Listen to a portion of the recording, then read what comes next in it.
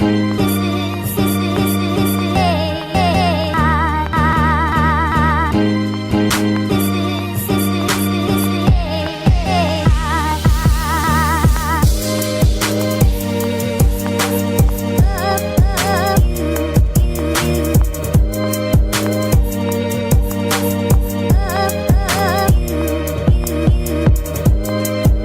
the That Time Money ... podcast. I was tired of being ignored in the group chat, so I created this podcast. So happy to be back. I guess 2 weeks ago posted a video in regards to me bringing back my podcast and also me documenting my journey to turning 40 this year, which is definitely a big deal. Like, how often do you get to revel in the fact that you're another decade old? Not very often. So, upon people in my DM, I swear I'm not lying, I really made this up. People were really asking about my podcast, and I was like, well, why not bring it back to like flourish? I mean, like, to deal with this big deal that's going to happen. I can't even imagine it. Like, I feel like I've been 30 for so long. I don't remember my 20s, but I do know those were some long ass 30s. Like, the longest decade of my life. That was a very, spiritual journey my 30s were. A journey, I guess, getting to know myself my entire 30s. Getting to know what I do want, what I don't want. So it was like 40 is going to be different. And I really dead ass don't even know how to go about being 40. Like, is there like a script or a menu you need to know about turning 40? I don't know. But anyway, this is episode 34. So I stopped on episode 33 upon looking through my notes or whatever last year. I guess around this time, I guess around February, March, I did my last episode, because I was just like, the year is getting crazy and I'm not doing this anymore. I just need to be chilling, because cancers are so emotional and they're like, take on everything that's happening. It was like everything that was happening around me, I was like, I'm a part of. I'm sad for this, the revolution. Oh no, get them. Oh no, they didn't say this about black people. Oh, we ain't shopping here, we ain't doing here. I had to like get all of the energy up to be a part of that. So anyway, this is episode 34. Manifesto.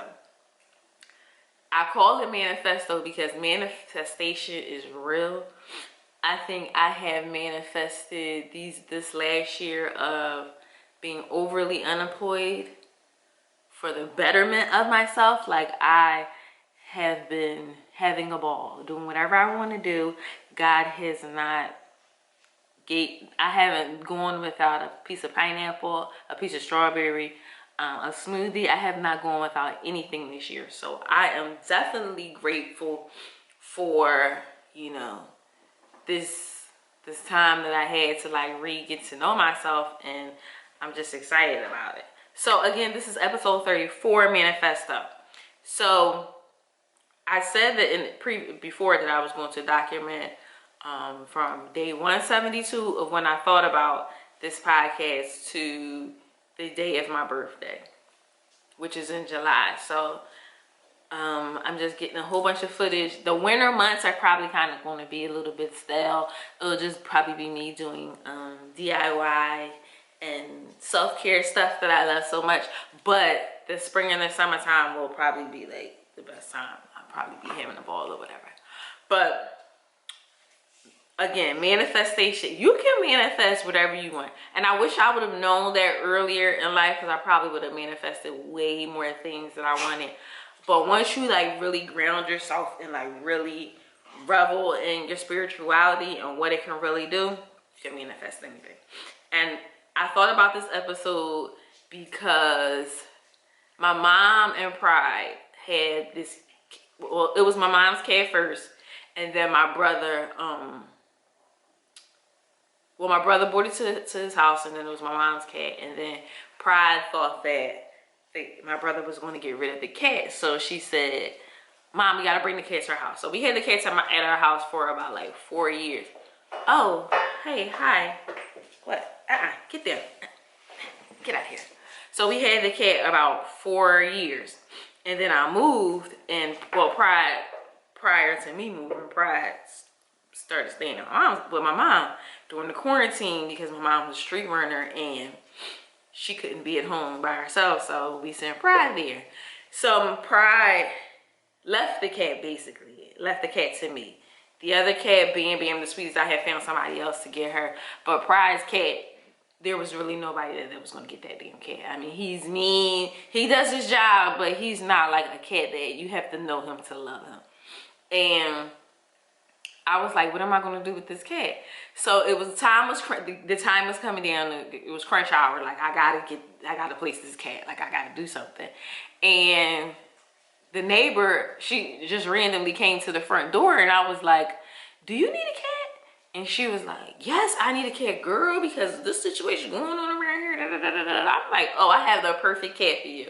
So we like coincide our schedules. She ain't on their schedule, but coincided our schedules and said, you know, you can get this cat.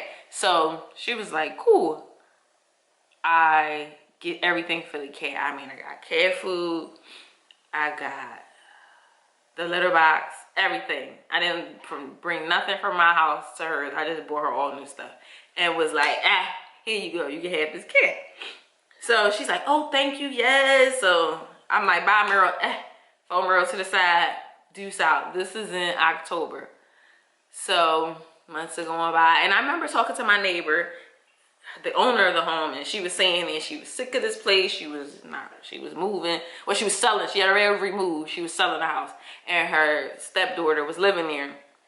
So she was like, you know, I'm getting rid of this. So I'm like, well, probably not no time soon. But I knew the girl would be moving. Her stepdaughter would be moving. So I'm out in the streets. This is just the other day. I'm out in the streets. And if you saw the video, the initial video, this before this video, you see it was like a rescue mission. So my mom calls me, like, you know, Ema, which is my niece, she says she thinks that, mind you, this is 3 months later, she thinks that Merle, that's his name. Pride has named him Phoenix, but we call him Merle because he makes this sound that sounds like Merle. So we make stupid shit. So we just named him Merle. So my mom was like, your niece said that she thinks Merle is in the backyard. Now, it was like one of these brick cold days. It had to be like 20 degrees. This was like 2 weeks ago. 20 degrees or something. I'm like, are you sure? My mom's like, yes. Now, mind you, my niece and them have seen this cat, but they've never, I don't think maybe my niece did live with the cat, but she knew the cat. So she's like, I think Merle is in our backyard. So I called my niece like, what are you talking about? She's like, I think Merle has been in our backyard for the last 4 days. I'm like, in the backyard of my backyard? She's like, yes, I think he's in the backyard. So I'm like, are you sure? So my niece just had a baby and she was not having that shit. I'm like, well, what are we gonna do with him? I'm like, it's freezing cold. And she's like, Iman, I don't know, Iman, I don't know. So I'm like, let me call grandma. Call my mom. She puts the guilt trip on me. And Cause prior to that, my mom and Pride were asking me every day, who has this cat? And I would say, I don't know. Somebody. I gave him to somebody. Who did you give him to? They kept handling me. Who did you give it to? I don't know who I gave the cat to.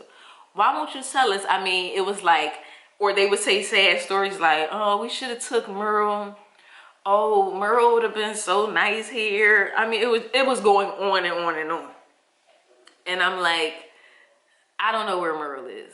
But how the hell did Merle resurface? So I go, I'm just back in my house and my parking around here is crazy. And I'm calling my sister like, I have to go back up to Albany and get this cat.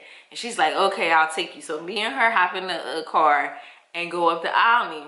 my niece just had a new baby, so you know all the Rona stuff, you know, is all like I gotta run in the house and run out, maybe go through the back alley to get in the house. I ain't trying to infect that little teeny little baby.